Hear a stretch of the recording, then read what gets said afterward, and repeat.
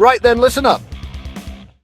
Are you tired of spending hours in the kitchen only to be left with a mountain of washing up? I know I am. Not about scrubbing pots and pans until your knuckles are raw. Tonight, we're changing the game. I'm giving you six absolutely stunning one-pot dinners that are not just easy, but bloody delicious. We're going to do a speed run, a countdown from 6 all the way down to my #1 showstopper. Tips, tricks, variations. No fuss, no mess, just incredible food. Now, I don't want you to just watch, I want you to cook. These recipes are designed for anyone, whether you're a seasoned pro or you can barely boil an egg. Quick, efficient, the flavor is off the charts. Hearty pastas, creamy risottos, spicy skillets. A whole arsenal of dishes that will make you look like a culinary genius, all cooked in a single pot. It's about being smart in the kitchen, using simple ingredients to create something truly special. Forget takeaways, forget boring meals. This is about reclaiming your weeknights with food that excites you. So grab your favorite pan, a sharp knife, and let's get cracking. Pay attention because we're moving fast. By the end of this, you'll have a whole new repertoire of go-to meals. And don't forget to stick around to the end to see which dish takes the #1 spot. Are you ready? Let's go. Subscribe to One Pot of EDW for next week's AI cooking adventures, and be sure to tell us your favorite. Kicking off at #6, a rustic classic that never fails to impress. Imagine this, tender chunks of chicken simmered in a rich, vibrant sauce, sweet tomatoes, pungent garlic, fresh aromatic basil. The best part, the pasta cooks right in that gorgeous sauce, soaking up every last drop of flavor. A complete meal, a hug in a bowl on your table in about 30 minutes. This isn't just easy, it's smart cooking. Building layers of flavor in one pot, creating something that tastes like it's been simmering for hours. Brings the family running to the table. The secret is technique. Don't just throw the chicken in. That's a rookie mistake. Get your pan nice and hot. A touch of olive oil. Sear the chicken until it's beautifully golden brown on all sides. We're not cooking it through. We're building flavor. That caramelization, those little brown bits, the fond, pure gold. Once the chicken is seared, take it out and set it aside. Then we build our sauce right on top of that flavor foundation. Next in go your aromatics. Finely chopped garlic, a little onion. Sauté until fragrant, but don't let it burn. Burnt garlic is bitter and disgusting. It will ruin your entire dish. Then your tomatoes. A good quality can of crushed tomatoes is your best friend here. Let that simmer, let the flavors marry. Crucial tip, only add your dry pasta once the sauce is at a lively simmer. If you add it to a cold sauce, it'll get gummy and horrible. The simmering liquid cooks the pasta perfectly al dente, while the starch from the pasta thickens the sauce into a silky, luscious coating. Want to mix it up? Of course you do. If you're not feeling chicken, swap it for some spicy Italian sausage, crumbled and browned. For my vegetarian friends, don't you worry, I haven't forgotten you. Cubed, firm tofu, pressed well and seared just like the chicken, works beautifully. To finish, this is what takes it from good to great. Add the cooked chicken back in to warm through. Turn off the heat. A big handful of fresh basil leaves, torn, not chopped, to release their beautiful oils. A grating of fresh Parmesan cheese. None of that pre-grated dust, please. And my final touch, the zest of a lemon. It doesn't make it taste of lemon, it just lifts everything, making all those rich flavors pop. A perfect balance of protein and carbs, a 30-minute masterpiece. That's how you do it. Coming in at #5, we're tackling a dish that terrifies most home cooks, risotto. But I'm going to show you a shortcut, a brilliant one-pot method that gives you a stunningly creamy mushroom and spinach risotto without standing over the stove stirring for an eternity. Forget what you've been told. This is risotto demystified. We're using proper arborio rice. That short, plump grain is non-negotiable. It's what releases the starch to create that signature creaminess.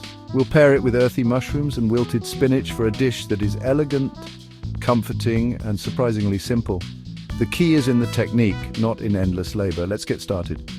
Get your pot on the heat, a little butter, a little olive oil. In go your mushrooms, sliced. Now don't crowd the pan, give them space. Let them get some beautiful color. Let them release their moisture and intensify in flavor. Once they're golden and delicious, take them out and set them aside. In the same pot, a little more butter, your finely chopped shallots, finely chopped onion, and a clove of garlic. Sweat them down gently. Then in goes the arborio rice. Toast it for a minute until the edges become translucent. This is a vital step. It helps the grains cook evenly.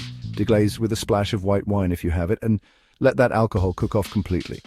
Now for the speed run technique, have your chicken stock simmering in a separate pot, vegetable stock simmering in a separate pot. It must be hot. Adding cold liquid to the rice is a disaster. It shocks the grains and ruins the texture. Instead of adding one ladle at a time and stirring constantly, we're going to add about a third of the hot stock to the rice. Give it a good stir to make sure nothing is sticking, then turn the heat down to a gentle simmer and let the rice do its thing. It will absorb the liquid beautifully. This isn't the traditional way, but trust me, it works. It gives you time to breathe, to prep something else instead of being chained to the stove. The trick to creaminess without constant stirring is agitation at the right moments. Once the first batch of liquid is mostly absorbed, give it a vigorous stir for about 30 seconds. This friction is what encourages the rice to release its starches. Then add the next third of your hot stock. Repeat the process. Let it absorb, then give it another good stir. By the time you add the final batch of stock, the rice should be tender but still have a slight bite. Al dente. This whole process should take around 25 to 30 minutes. It's about working smarter, not harder. In the final few minutes, it's time to bring it all together. Stir in that beautiful spinach. It will wilt down into the risotto in seconds. Add your cooked mushrooms back in. Now for the finish. This is what makes it luxurious. Take the pot off the heat, add a generous knob of cold butter and a heap of grated Parmesan cheese. Stir it through vigorously. This is called the mantecatura, and it's what creates that final velvety, oozy texture that makes risotto so incredible. For a protein boost, fold in some crispy pancetta or chickpeas. An absolutely stunning dish, and you didn't have to break a sweat. Beautiful. All right, at number 4, we're turning up the heat and heading down to Louisiana spicy Cajun shrimp and rice skillet. This is a riot of flavor in one pan. Bold, smoky Cajun spices, onion, celery, bell peppers, sweet tomatoes, all cooked with rice to make a flavor-packed base. Nestle in plump shrimp at the end, so they steam to perfection. Vibrant, exciting, and incredibly satisfying. Perfect antidote to a boring weeknight. Foundation equals seasoning. You can buy a pre-made Cajun blend, or making your own is simple and puts you in complete control. Paprika, smoked paprika, cayenne pepper, garlic powder, onion powder, dried oregano, thyme, a beautiful aromatic, slightly spicy blend. The first tip is crucial. Season the rice itself, not just the other components. Get your pot hot. Sauté onion, sauté celery, sauté bell pepper until just softened. Then add your uncooked rice and the Cajun seasoning. Toast it all together for a minute. This blooms the spices and coats every grain of rice in flavor. Once the rice is toasted and fragrant, it's time to add the liquid. Pour good quality, low-sodium chicken broth, or pour vegetable broth. Then stir in a tablespoon of tomato paste. That tomato paste adds an incredible umami richness. It makes the sauce taste like it's been simmering for much longer than it has. Bring it all to a boil, then reduce the heat to a low simmer. Cover the pot and let the rice cook. Don't peek, let it do its job. The shrimp is the star of the show, and the biggest crime you can commit is overcooking it. Shrimp cooks in a matter of minutes. It goes from tender and juicy to rubbery and disgusting in a heartbeat. So, here's the rule, shrimp goes in last. Once the rice is about 90% cooked, tender, but with a tiny bit of liquid left in the pan, that's when you add the shrimp. Just scatter them over the top of the rice.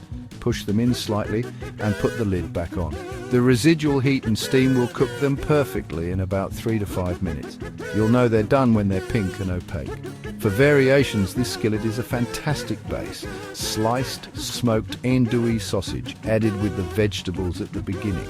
Diced chicken thigh, seasoned with the Cajun spice, is another excellent choice. For a plant-based version, try tempeh. Cracking the top 3 vertical bar, we have a dish that is vibrant, healthy, and packed with the sunny flavors of the Mediterranean vertical bar. This is my chickpea and quinoa stew. We're using chickpeas for protein, quinoa as our hearty grain, briny olives, tangy sun-dried tomatoes, oregano, rosemary.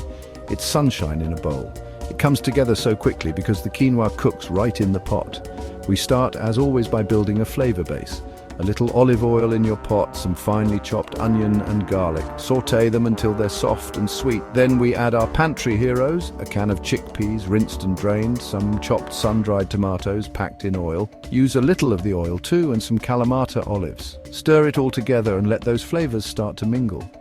A pinch of dried oregano, maybe a sprig of fresh rosemary if you have it now for the grain. Add rinsed quinoa directly to the pot with the chickpeas and aromatics. Quinoa is a fantastic choice. It's a complete protein, it's gluten-free, and it cooks in about 15 minutes. But here is a tip you cannot ignore. You must rinse your quinoa thoroughly. Place it in a fine mesh sieve and rinse it under cold running water for a minute, rubbing the grains with your fingers. Once rinsed, add it directly to the pot. Next, the liquid. A good vegetable broth is all you need. Pour it in, give everything a good stir and bring it to a boil. Once it's boiling, reduce the heat to a low simmer, cover the pot and let it cook for about 15 minutes or until the quinoa has popped and absorbed most of the liquid. You'll see a little white spiral, the germ, appear around each grain. That's how you know it's done. The stew should be thick but not dry. If it looks a little too thick, just add a splash more broth or water to loosen it. To finish this beautiful stew and make the flavors truly pop, we need acidity and freshness. My tip is to reserve some lemon juice for the very end. Squeeze half a lemon into the stew while it's cooking. Then, right before serving, stir in the juice from the other half and a big handful of fresh parsley. For a touch of creamy indulgence, crumble some feta cheese over the top just before serving. For a vegan option, a dollop of tahini or a sprinkle of a good quality vegan feta works wonders. High in fiber, packed with protein, this is healthy eating without a single compromise on flavor. Just missing out on the top spot at number 2, a dish with an incredible punch of flavor that comes together in a flash. A one-pot Korean beef noodle bowl, inspired by bulgogi. That perfect balance of savory, sweet and garlicky. We'll sear thinly sliced beef, make a flavor-packed sauce in the same pan, then cook the noodles right in that sauce. Fast, intense, ditch the takeaway, restaurant-quality flavor, ridiculously easy. The secret: beef, the sauce, tender cuts, sirloin, ribeye, slice as thin as possible, pop beef in the freezer, 15-20 minutes, paper-thin slices ready, pan screaming hot with neutral oil, sear beef in batches, don't crowd the pan. Aim for brown crust, remove seared beef and set aside. Sauce in the same pan, don't wipe it out. Soy sauce, sesame oil, minced garlic, grated ginger, brown sugar, honey, gochujang, sriracha if needed. Whisk together in the pan, pour in beef or chicken broth to deglaze, scrape up the fond with a wooden spoon. Bring to a simmer. This is your noodle liquid. Use ramen udon or spaghetti. Add noodles to the simmer and cook, stirring. Noodles absorb the sauce. When done, add seared beef back with juices, toss to coat and warm through. Toss in vegetables, sliced mushrooms, bok choy, serve piled high in a bowl. Garnish with toasted sesame seeds, sliced spring onions, kimchi on the side. Flavor explosion in under 30 minutes. What's not to love? And here we are, my number 1 Genius One Pot dinner. It's fast, it's comforting, and it's got an element of pure theater. We're making breakfast for dinner with a stunning shakshuka skillet. This North African and Middle Eastern dish is brilliantly simple. Eggs poached in a fragrant, spicy tomato and pepper sauce. Served straight from the pan, bubbly and hot. Perfect for tearing off chunks of crusty bread and dipping right in. It's ready in about 20 minutes, packed with flavor. The most satisfying meals are often the simplest. This is comfort food at its absolute peak. The heart of a great shakshuka is the sauce, or matbucha. We start with sautéed onions and garlic. Then we add spices, cumin, paprika, cayenne, chili flakes. Let the spices toast in oil for a minute until fragrant. This simple step makes a huge difference. In go the peppers, finely diced red bell pepper, and a good quality can of crushed tomatoes. Let this bubble away for 10 minutes to thicken and meld. Now for the magic. Once the sauce is rich and simmering, it's time for the eggs. Use the back of a spoon to make little wells in the sauce. This creates a nest for each egg. Crack an egg directly into each well. Don't drop them from a height. Get down low and crack them gently so the yolks don't break. Season the tops with salt and pepper. How many eggs? As many as you're hungry for. 4 to 6 usually fits a standard skillet. To cook perfectly, trap the steam. The minute the eggs are in, reduce heat to low and cover with a lid. Whites set, yolks stay runny, about 5 to 7 minutes. You're looking for opaque whites and jiggly yolks. Want firmer yolks? Leave it covered a couple more minutes. This is your dish. Cook it how you love it. That's the beauty of it. Fantastic canvas for variations. Crumble salty feta or dollop goat cheese. Stir in fresh spinach before adding eggs. Brown spicy chorizo, or merguez sausage with the onions at the start. The rendered fat will infuse the sauce. Serve straight from the pan, garnished with cilantro or parsley. It's interactive, it's delicious, and the ultimate 20-minute one-pot meal. That is my number 1. Absolutely stunning. And there you have it. 6 incredible one-pot recipes from a rustic chicken pasta all the way down to that stunning shakshuka. We've speed run through an entire week of genius dinners that prove you don't need a pile of pans to create beautiful, flavorful food. The goal was to give you an arsenal of quick, delicious meals that save you time and effort without ever sacrificing taste. These recipes are your new secret weapons for busy weeknights, so please, I encourage you, pick just one that caught your eye and give it a go this week. Get in the kitchen and make it happen. Cooking should be a joy, not a chore, and hopefully these dishes bring some of that excitement back to your dinner table. For more brilliant cooking ideas, you have to subscribe to One Pot OFW for next week's AI cooking adventures. Hit that subscribe button and ring the bell so you never miss a thing. Before you go, I have to ask, which was your favorite? Was it the comforting pasta, the spicy shrimp skillet, or did that breakfast for dinner shakshuka steal the show? Let me know. Drop a comment below and tell us which dish you're going to make first. Now get cooking.